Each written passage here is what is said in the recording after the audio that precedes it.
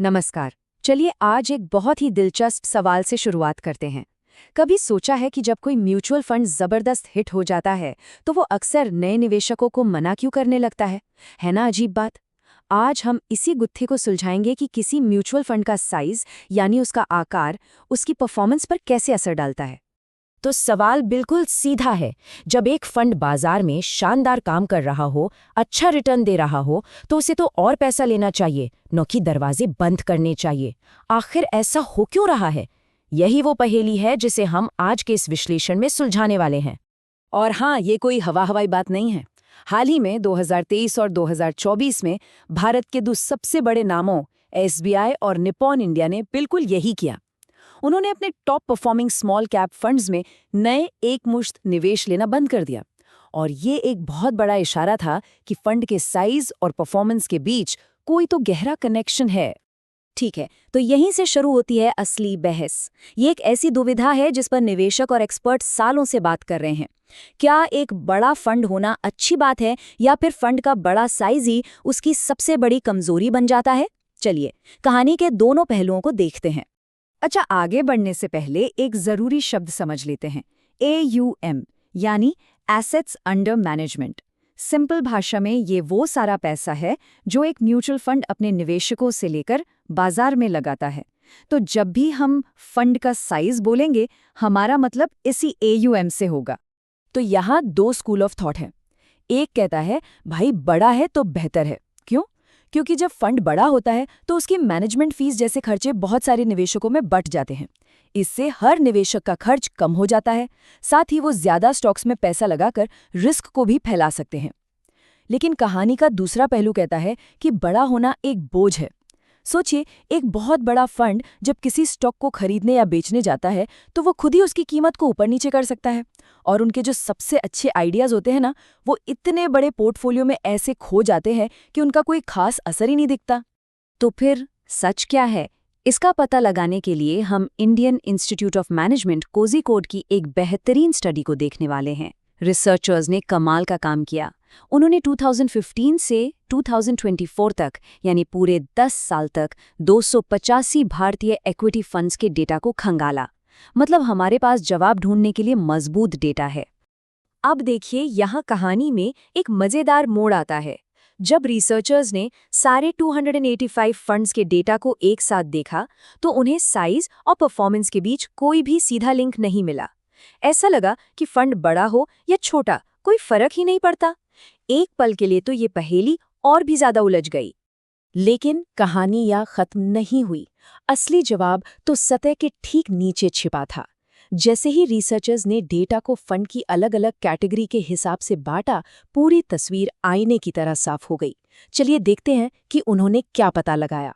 पहली और सबसे चौंकाने वाली खोज थी स्मॉल कैप फंड्स के बारे में। ये वो फंड्स हैं जो छोटी उभरती हुई कंपनियों में पैसा लगाते हैं। पैटर्न देखिए कितना साफ है। जिन स्मॉल कैप फंड्स का AUM छोटा था, उनकी परफॉर्मेंस सबसे अच्छी थी, और जैसे जैसे फंड का साइज बढ़ता गया, परफॉर्मेंस लगातार गिरती गई। इसको ऐसे समझिए, एक बड़ा हाथी छोटी सी दुकान में घुसने की कोशिश कर रहा है। वो खुद ही सब कुछ तोड़-फोड़ देगा। इसी तरह एक बड़ा फंड जब छोटी कंपनी में पैसा लगाता है तो वो खुद ही उसके शेयर की कीमत बढ़ा देता है, जिससे उसका अपना रिटर्न कम हो जाता है। तो स्मॉल कैप की दुनिया में छोटा ही बेहतर है। अब आते हैं मिड कैप और फ्लेक्सी कैप फंड्स पर। यहाँ कहानी थोड़ी अलग है। यहाँ पर गोल्डीलॉक्स वाला फॉर्मूला काम करता है। मतलब ना बहुत ज्यादा ना बहुत कम। जैसा कि आप इस चार्ट में देख सकते हैं, जो फंड बहुत छोटे थे उनकी परफॉर्मेंस ठीक ठाक थी, जो बहुत बड़े हो गए उनकी परफॉर्मेंस भी ठीक ठाक थी। लेकिन सबसे बेहतरीन परफॉर्मेंस दी बीच के साइज वाले फंड्स ने। इनके लिए एक स्वीट स्पॉट होता है, एक सही आकार। और आखिर में लार्ज कैप फंड्स, जो देश की सबसे बड़ी और जानी मानी कंपनियों में निवेश करते हैं। देखिए, यहाँ पर साइज की पूरी बहस ही खत्म हो जाती है। चार्ट को देखिए, फंड छोटा हो, मीडियम हो या बहुत बड़ा, परफॉर्मेंस लगभग एक जैसी ही है। क्यों? क्योंकि ये कंपनियां इतनी बड़ी और लिक्विड होती हैं कि कोई विशाल फंड भी उनकी कीमतों पर असर डाले बिना आराम से करोड़ों के शेयर खरीद बेच सकता है। तो इनके लिए साइज से ज्यादा फर्क नहीं पड़ता। तो अब सवाल उठता है कि ऐसा होता क्यों है? अलग अलग कैटेगरी में इतना फर्क क्यों है? इसका जवाब सिर्फ एक शब्द में छिपा है, लिक्विडिटी। चलिए इस लिक्विडिटी की पहेली को भी सुलझा लेते हैं।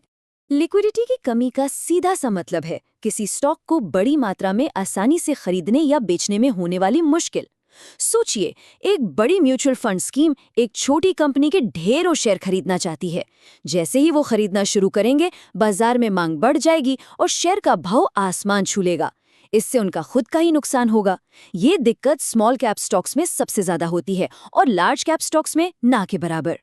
ठीक है, तो हमने डेटा देख लिया, उसके पीछे का कारण भी समझ लिया, लेकिन सबसे जरूरी सवाल, एक निवेशक के तौर पर इस सारी जानकारी का करना क्या है? इस रिसर्च से हमारे लिए क्या काम की बातें निकलती हैं? देखिए, ये स्लाइड इस पूरे विश्लेषण का निचोड़ है। वो जानकारी जिसका इस्तेमाल सीधे अपने निवेश के फैसलों में किया जा सकता है। स्टडी हमें हर कैटेगरी के लिए एक आइडियल AUM रेंज बताती है। स्मॉल कैप फंड्स के लिए 5,000 करोड़ रुपए से कम का साइज सबसे अच्छा है। क्यों? क्योंकि छोटे फंड छोटी कंपनियों में तेजी से दांव लगा सकते हैं। मिड कैप के लिए ये स्वीट स्पॉट 5,000 से 15,000 करोड़ का है। फ्लेक्सी कैप के लिए ये रेंज 10,000 से 20,000 करोड़ के बीच है। और जैसा हमने देखा, लार्ज कैप फंड्स के लिए साइज ज्यादा मायने नहीं रखता। ये आंकड़े एक निवेशक के लिए एक शानदार गाइड का काम कर सकते हैं। और ये स्टडी सिर्फ निवेशकों को ही नहीं बल्कि फंड मैनेजर्स को भी एक बड़ी सलाह देती है। ये कहती है कि फंड हाउसेस को अपने अल्फा को बचाने के लिए सही समय पर नए निवेश पर रोक लगा देनी चाहिए। अब ये अल्फा क्या भला है? आसान भाषा में कहें तो अल्फा का मतलब है बाजार के औसत रिटर्न से ज्यादा रिटर्न बनाने की काबिलियत। हो सकता है नए निवेश रोकने से फंड हाउस की फीस थोड़ी कम हो जाए, लेकिन लंबे समय में ये उनके मौजूदा निवेशकों के लिए फायदे का सौदा है और उनकी परफॉर्मेंस को भी बचाता है। तो अगली बार जब किसी फंड का, खासकर स्मॉल कैप या मिड कैप फंड का AUM बहुत तेजी से बढ़ता हुआ दिखे तो एक पल रुककर सोचिएगा, क्या ये उसकी लोकप्रियता का जश्न है या ये इस बात की चेतावनी है कि शायद उसका सुनहरा दौर अब खत्म होने वाला है। उम्मीद है इस जानकारी से निवेश के फैसले लेने में मदद मिलेगी। हमारे साथ जुड़ने के लिए धन्यवाद।